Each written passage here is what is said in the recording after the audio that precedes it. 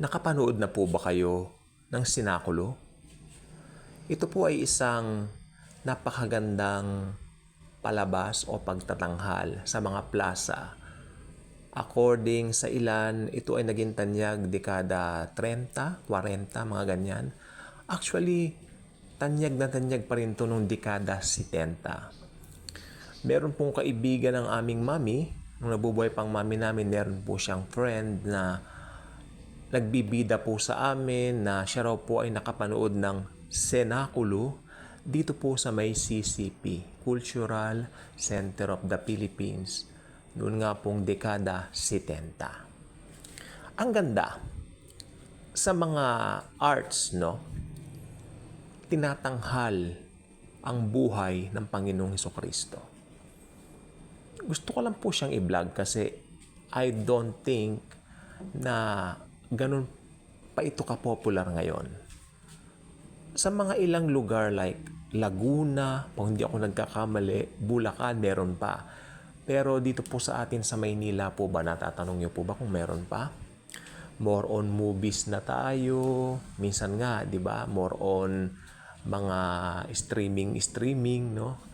Na mga pagtatanghal din naman ng Sinakulo. Pero bibihira na yung lumalabas at nagla-live. Interesante ang buhay ng mga sinakulista, sabi nila.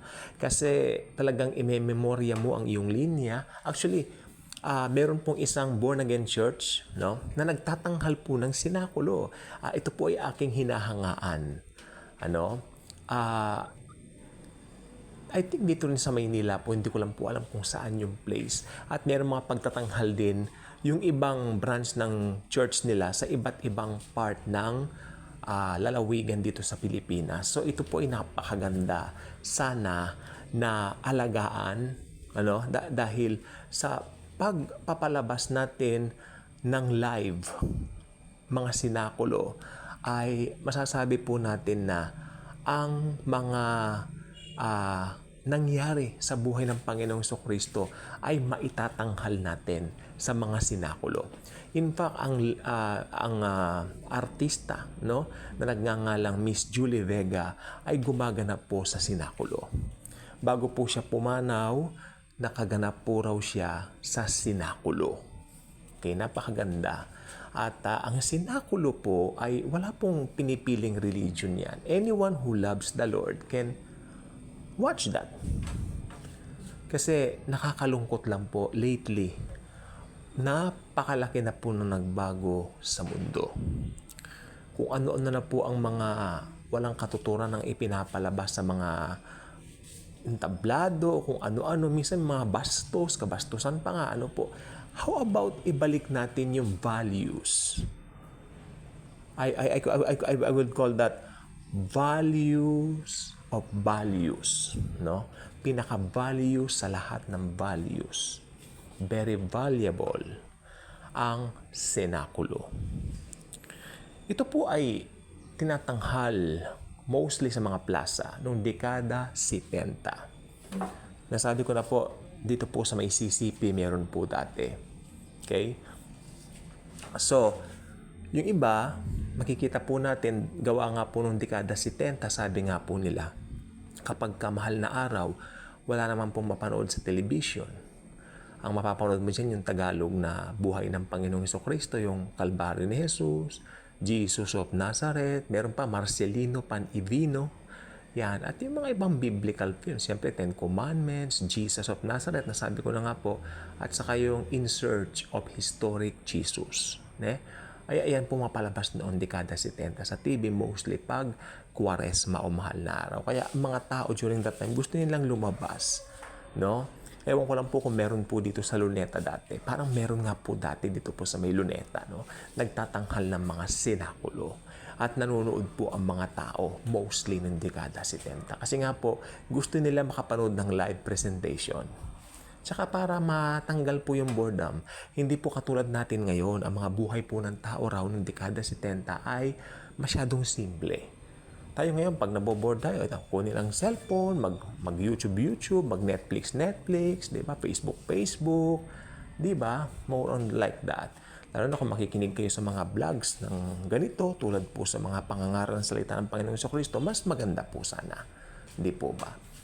Pero nung panahon po nila, talagang kung ano yung ipapalabas po sa television, especially pag mahal na araw nga po, very limited, talagang maghahanap nga po sila ng ibang mga mapaglilibangan. At ito po maganda yung sinakulo. Ito raw po ang kanilang, binibida po ito ng aking na mayapang lola. Okay, sa mother side, no? At parang sinabi niya, nakapanood sila dito sa Luneta one time. Okay, at makikita po ninyo ang kaibahan po ng panahon noon sa ngayon.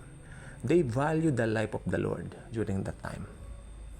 Mas maraming mga magagalang, mas maraming nagmamahal sa Panginoong Jesucristo, iginagalang siya. Hindi po ba?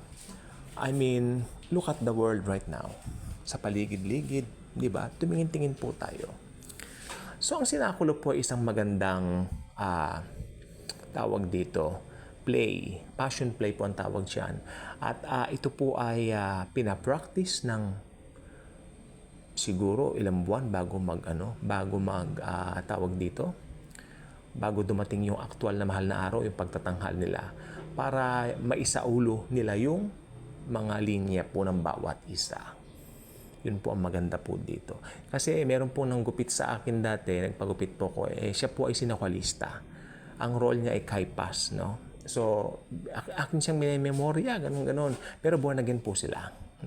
Mga sinokolista po sila, pero mga born again po sila.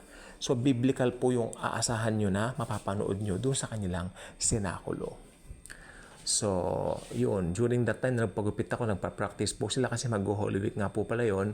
At pinoproblema nila yung, during that time, yung lightning, no, yung gagamitin nila na yung effect sa lightning. Sana raw maging maganda at maging safe. Gusto nilang gumamit ng safe na lightning at maging safe yung pagtatanghal na hindi gagamit masyado ng maraming kuryente. Parang ganun na kwento sa akin dati. Maganda naman po yung naging resulta at marami pong nanood. At ito po maganda, yun po ay libre. Wala po yung bayad. Wala po yung bayad. Kasi mga Kristiyano po yung nagtanghal.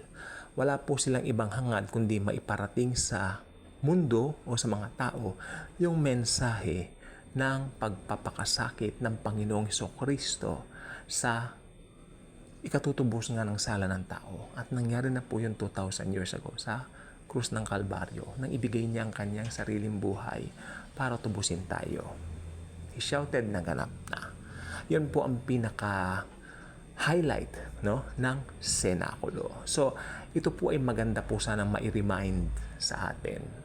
So, kung kayo po may talent sa pag-arte, sana ito po ang inyo pong pagtuunan ng pansin.